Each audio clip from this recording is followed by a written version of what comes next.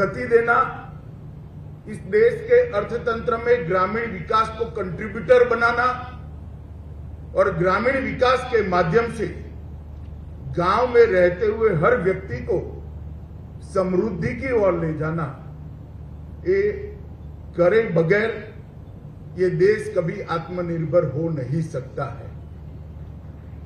और आज जो विकसित होकर यहां से जा रहे हैं,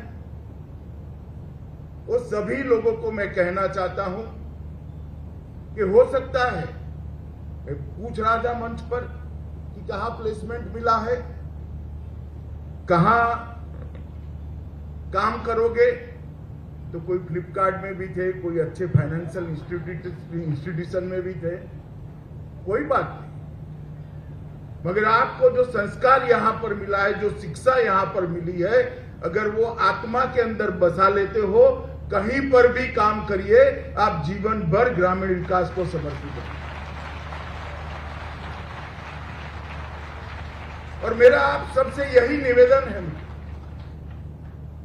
कि आप जीवन भर इस देश के ग्रामीण विकास के लिए कुछ न कुछ करते रहिए, चाहे वो आपकी जॉब का हिस्सा हो, चाहे आपकी जॉब का हिस्सा न हो। कंट्रीब्यूट करने से हमें कोई रोक नहीं दे सकता, योगदान देने से कोई रोक नहीं सकता, क्योंकि योगदान में अपेक्षा नहीं। अगर आप सभी लोग आज इरमा को कुछ गुरु दक्षिणा देनी है, तो रथ साहब को एक गुरु दक्षिणा देकर जाएगा, एक प्रण लेकर, संकल्प लेकर जाइएगा कि मेरे पूरे जीवन में मेरी दृष्टि ग्रामीण विकास से जुड़ी हुई होगी, गांव के गरीब को समृद्ध करने के लिए लगी। अगर आप इतना कर रहते हो, तो जीवन में जहां पर भी अपॉर्चुनिटी मिलती है, जहां पर भी आपको काम करने का मौका मिलता है, वहां पर काम करिए, कोई आपत्ति नहीं, मगर आपका योगदान जरूर ग्रामीण विकास में रहेगा। मित्रों, आज मैं एक ऐसी संस्था के अंदर आपके सामने खड़ा रहकर बोलता हूं कि जहां आने से मुझे भी गौरव की अनुभूति होती है। एक ऐसा संस्थान है जिसको डॉक्टर कुरियन ने ग्रामीण विकास की दूरदृष्टि को लेकर बनाया गया। ग्रामीण विकास थियोरिटिकल चीज नहीं है, सिर्फ कंसेप्ट नहीं है। ग्रामीण विकास तभी होता है जब इसको समर्पित लोग चंदन की भांति अपने आप को घिस कर सुगंध को गांव तक पहुंचाते नहीं है, तब तक ग्रामीण विकास नहीं होता। और अगर ग्रामीण विकास आधुनिक जमाने में करना है, तो इसके लिए इसकी कोर्सेज बनाने पड़ेंगे, इसको फॉर्मलाइज करना पड़ेगा, और आज के जमाने की जरूरियातों के आधार पर, आज के जमाने की रिक्वायरमेंट के आधार पर ग्रामीण विकास को परिवर्तित कर जमीन पर उतारना पड़ेगा। और मैं मानता हूं कि सरदार पटेल की, डॉक्टर त्रिभुवन भाई की इस पवित्र भूमि पर इरमा ने इसको जमीन पर उतारने का काम किया है, जिससे आज तक देश में हजारों युवा, ग्रामीण विकास को समर्पित युवा आज यहां पर पहुंचे हैं। मित्रों, मैं रथ साहब और श्री दास को हृदय से धन्यवाद देना चाहता हूं कि आज उन्होंने देश के महत्वपूर्ण संस्थान, जो देश के ग्रामीण विकास की रीढ़ की हड्डी है, ऐसे संस्थान के दीक्षांत समारोह में मुझे यहां पर आने का मौका दिया है। आज आप यहां से दीक्षित होकर जाएंगे। 251, अब आप विद्यार्थी नहीं रहे हैं, दीक्षित हो चुके हैं, आपके जीवन की शुरुआत कर रहे हैं। 251 युवा आज से यहां पर अपनी शिक्षा समाप्त कर आगे जाएंगे, समाज जीवन में अपना योगदान करेंगे। मित्रों, मैं बहुत छोटा था तब गुजरात विद्यापीठ की लाइब्रेरी में किताब लेने के लिए गया था। वहां एक बहुत गांधीयन बुजुर्ग मुझे मिल गए। मैंने उनको पूछा, वैसे ही संवाद हो रहा था, क्योंकि मैं तैतरीय उपनिषद को लेकर पढ़ने के लिए मेरे घर पे ले जा रहा है। तो उन्होंने पूछा कि भाई तुम तो 17-18 साल के युवा हो, तैतरीय उपनिषद पढ़कर इस जमाने में क्या करोगे? मैंने बोला मुझे मेरे गुरु ने बताया है कि तैतरीय उपनिषद पढ़े बगैर तेरी शिक्षा समाप्त नहीं होगी। तो उन्होंने मुझे एक बहुत महत्वपूर्ण बात कि ज्ञान का अर्थ क्या है। कोई बहुत अच्छा संगीत के क्षेत्र में आगे बढ़ जाएगा तो वो भी एक ज्ञान है। कोई अंतरिक्ष क्षेत्र में आगे बढ़ जाएगा तो वो भी एक विज्ञान है, ज्ञान है। कोई साइंस के अंदर रिसर्च एंड डेवलपमेंट करेगा तो वो भी एक ज्ञान है। कोई बहुत बड़ा गणितज्ञ होगा तो वो भी एक ज्ञान है। कोई अर्थशास्त्र के क्षेत्र में भी विशद हो जाएगा, विद्वान हो जाएगा तो वो भी एक ज्ञान है। तो ज्ञान का सच्चा अर्थ क्या है? मैं बहुत किशोर अवस्था में था, मैंने बोला है आपने तो मुझे असमंजस में डाल दिया, मेरी ज्ञान पिपासा पर ही क्वेश्चन मार्क कर दिया कि अब ज्ञान कहां से प्राप्त करें। ज्ञान का तो बहुत व्यापक अर्थ है। उन्होंने कहा ज्ञान का बहुत व्यापक अर्थ नहीं है, बहुत छोटा सा अर्थ है। जो स्व पर से, खुद पर से पर जाता है वो ज्ञानी है। खुद की जगह दूसरे की सोचता है वो ही ज्ञानी है। और बहुत एक ही वाक्य में उन्होंने मुझे ज्ञान का अर्थ समझाया। आज आप लोग समाज जीवन में एक यहां से शिक्षित होकर, दीक्षित होकर जा रहे हैं। मैं आपको इतना जरूर कहना चाहूंगा, अपनी जरूर सोचिए। युवाओं, इसमें कोई बुराई नहीं, अच्छा जीवन जीने का आपका अधिकार है। आप भारत के नागरिक हो, आपको संपूर्ण अधिकार है दुनिया में सबसे अच्छा जीवन जीने का, और आपको जीना भी चाहिए।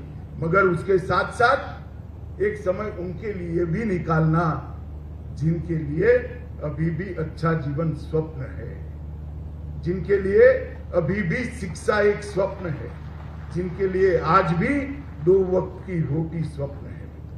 अपने साथ साथ उनका भी विचार करिएगा तो आपका जो एक कोर्स यहां से कर आप जा रहे हैं उसकी परिपूर्ति अपने आप हो जाएगी। और ये विचार जब आप करते जाएंगे तो आत्मसंतोष का अनुभव होगा।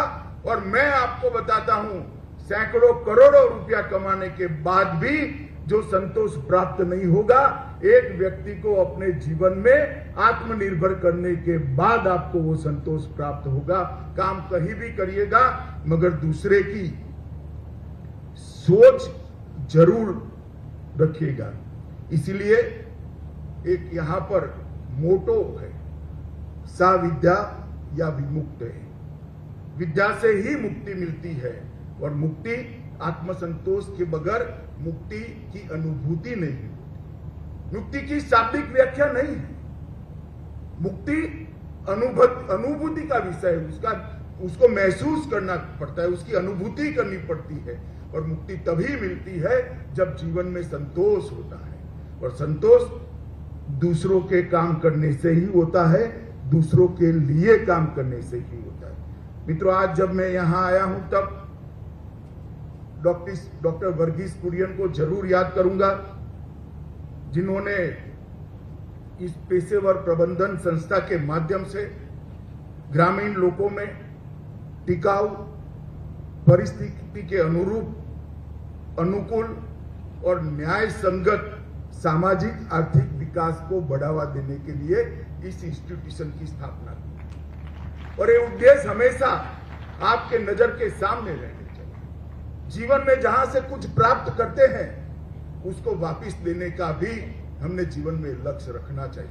आज इरमा से काफी कुछ प्राप्त कर जा रहे हो, मगर इरमा के उद्देश्यों को वापस देने का समय अब शुरू होता है। इरमा ने आपको काफी कुछ दिया है, आप इरमा के उद्देश्यों को क्या दे सकते हो वो सोचने का आपका समय अब शुरू होता है।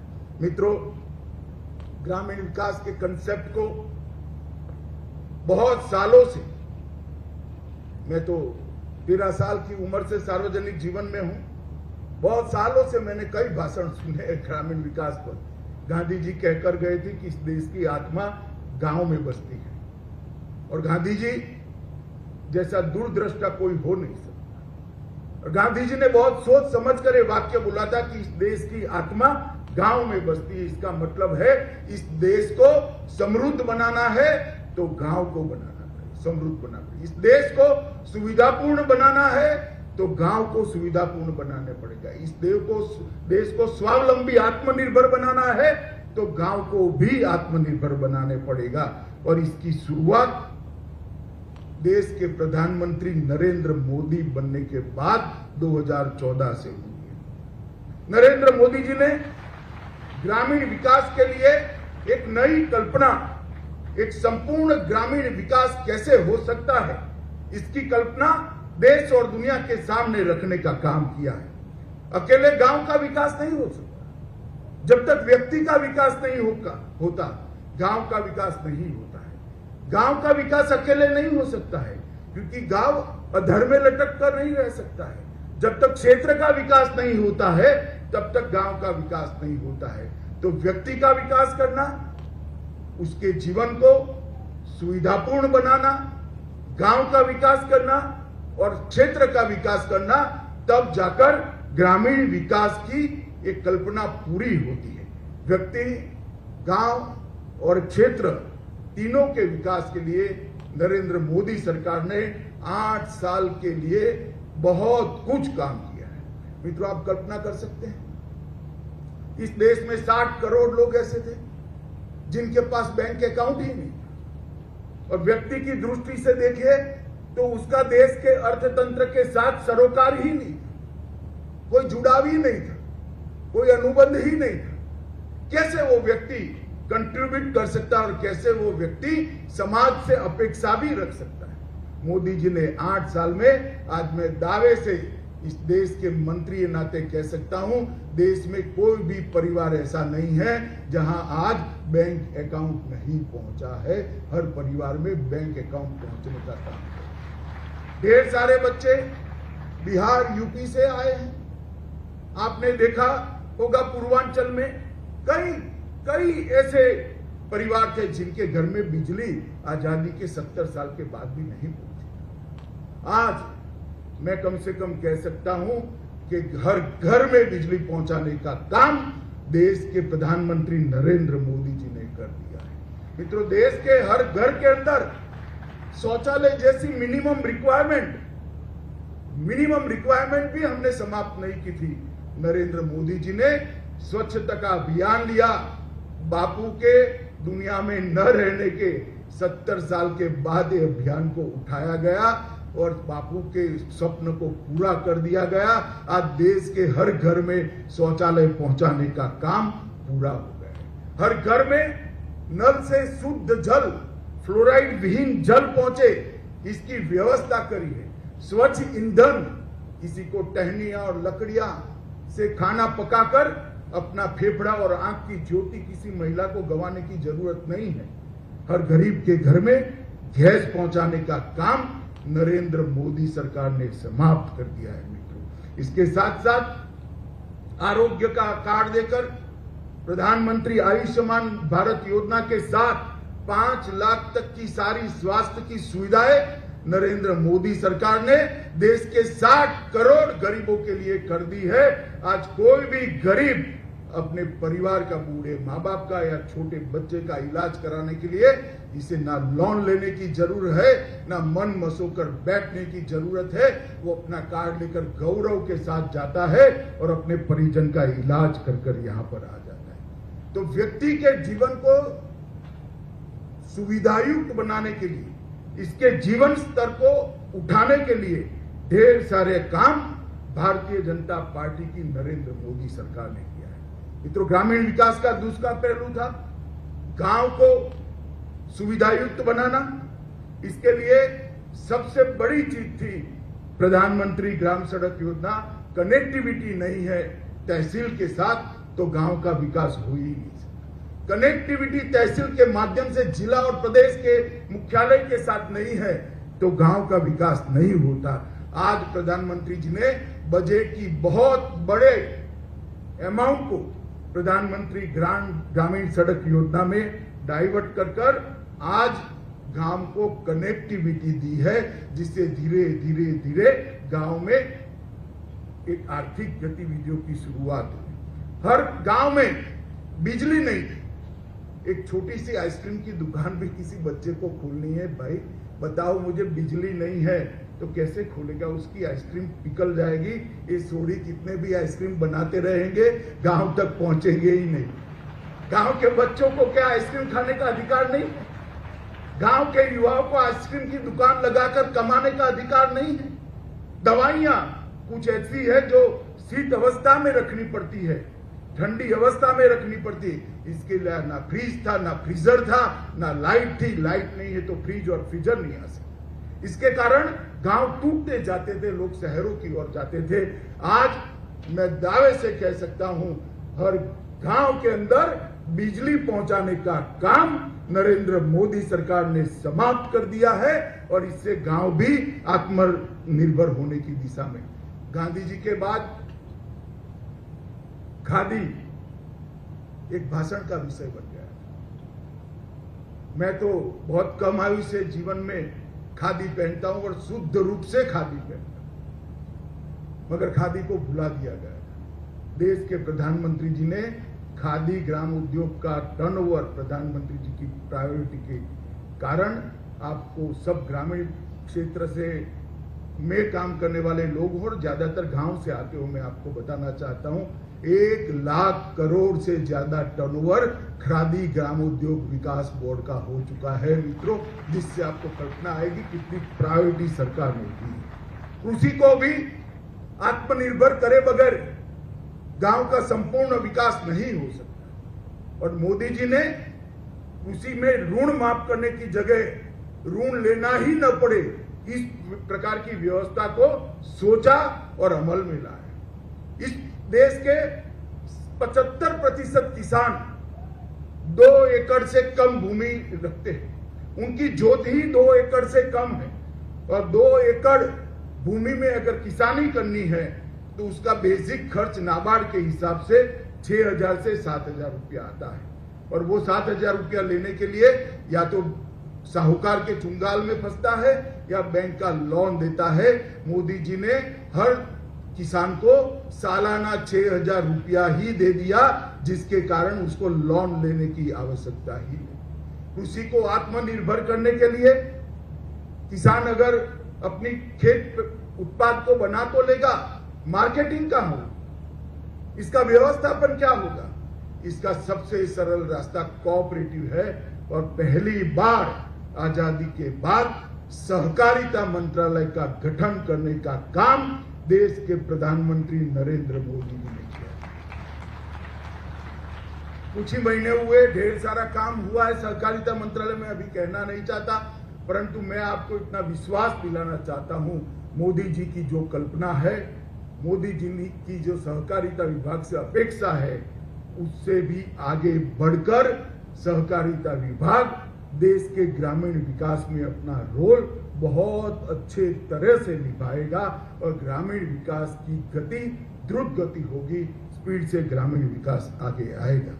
और क्षेत्र के विकास के लिए पहले मैंने व्यक्ति के विकास के लिए किया, फिर गांव के विकास के लिए, क्षेत्र के विकास के लिए भी देश के ऐसे 100 जिले निकाले जो विकास की रेस में पिछड़े हो, उसके पैरामीटर्स बनाए। सबसे ज्यादा निरक्षर लोग कहां हैं, ड्रॉप आउट रेशियो सबसे ज्यादा कहां है, कहां पोषण के सवाल खड़े हुए, कहां पर रहने के घर कम लोगों को मिले हैं, ऐसे पैरामीटर्स से आकांक्षी जिले जिनको अभी आगे बढ़ना है, इसकी सूची बनाई और भारत सरकार और राज्य सरकारों ने वो जिलों पर थ्रस्ट देना चालू किया। मैं आपको आनंद के साथ बताना चाहता हूं मित्रों, 2.5 साल के मोदी जी के परिश्रम के कारण आकांक्षी जिलों में से ढेर सारे जिले विकसित जिलों में शामिल हो चुके हैं और पूरे के पूरे जिले विकास की दृष्टि से रेस में अपने आप को आगे पा रहे। बहुत बड़ा काम किसी ने नहीं सोचा। विकास शहरों के आसपास होता है, दूर दराज समुद्र किनारे के गांव, पहाड़ की चोटियों पर के जिले, जंगल के अंदर रहने वाले ट्राइबल जिले, इसके विकास की कोई सोचता नहीं। आज नरेंद्र मोदी जी ने समुद्र किनारे वाला जिला हो या ट्राइबल जिला हो, या पहाड़ पर का जिला हो, सभी जिलों के विकास के लिए एक समान अपॉर्चुनिटी उनको उपलब्ध कराई। न केवल समान अपॉर्चुनिटी उपलब्ध कराई, उनको प्रायोरिटी क्षेत्र में भी डालने का काम किया और आज वो जिले अपने आप को विकास कर कर आगे बढ़ रहे हैं। एक mineral fund, district mineral fund की रचना की, जो उसी जिले से जहां खदान होती है उसी जिले के विकास के लिए बहुत बड़ी राशि उनको मिलती है। कैंपा फंड की योजना की, जो जिलों को हरित बनाएंगे। इस प्रकार के कई सारे पैरामीटर्स बनाए गए जिसमें क्षेत्र का भी विकास किया। तो ग्रामीण विकास की संपूर्ण कल्पना, व्यक्ति का विकास, गांव का विकास और क्षेत्र का विकास, इसको नरेंद्र मोदी सरकार ने जमीन पर उतारने का काम किया है। मित्रों, आज मैं यहां आया हूं तब आप लोगों को एक बात जरूर बताना चाहता हूं, ग्रामीण विकास के बगैर भारत का विकास असंभव है। आज भी 70% भारत गांव में बसता है। आज भी ऐसे लोग गांव में ही बसते हैं जिनको विकास की सबसे ज्यादा जरूरत है। हम सब तो भाग्यशाली लोग हैं, आप तो ज्यादा भाग्यशाली। आपके माता पिता ने आपको इतना पढ़ने लिखने का मौका दिया, मगर जिम्मेदारी हमारी ये है, जिन भाइयों बहनों को ये मौका नहीं मिला है, इसके जीवन के अंधेर को खत्म कर कर उजास की ओर ले जाना, ये हमारा दायित्व बनता है। ग्रामीण विकास के बगैर गांव देश के अर्थतंत्र में कंट्रीब्यूटर नहीं बन सकता, और जब तक गांव देश के अर्थतंत्र में कंट्रीब्यूटर नहीं बनता, देश का 70% टैलेंट देश के अर्थतंत्र के विकास से महरूम रह जाता है। आप कल्पना कर सकते हो, देश के 30% लोग देश के अर्थतंत्र को गति देख सकते हैं क्या अकेले? 70% का बोझ ही वो गति को रोक लेगा। अगर वो 70% ग्रामीण आबादी को हमने देश के अर्थतंत्र के अंदर इकोनॉमी को गति देने के लिए जोड़ दिया, तो $5 ट्रिलियन की इकोनॉमी का नरेंद्र मोदी जी का स्वप्न 5 साल के हम अंदर पूरा होता हुआ देखेंगे। मगर इसके लिए जरूरत है कि ये ग्रामीण विकास को नीचे तक पहुंचाना, और मोदी जी ने आत्मनिर्भर भारत की कल्पना हमारे सामने रखी है। मैंने आज दास साहब से थोड़ी चर्चा करी है। आत्मनिर्भर भारत का स्वप्न तभी पूरा हो सकता है जब आत्मनिर्भर गांवों की संख्या हम बढ़ा देंगे। गांवों को आत्मनिर्भर बनाना है तो ग्रामीण विकास के अलावे हो नहीं सकता। इरमा जैसी इंस्टीट्यूट के ग्रेजुएट्स के बगैर वो हो नहीं सकता, आपके बगैर वो हो नहीं सकता। इसके लिए आपकी बहुत बड़ी भूमिका है। मित्रों, सहकारी क्षेत्र को बढ़ावा देने के लिए भी इरमा और ज्यादा कंट्रीब्यूट करे, ऐसा मैं आज जरूर कहना चाहूंगा, क्योंकि सहकारिता समावेशी है।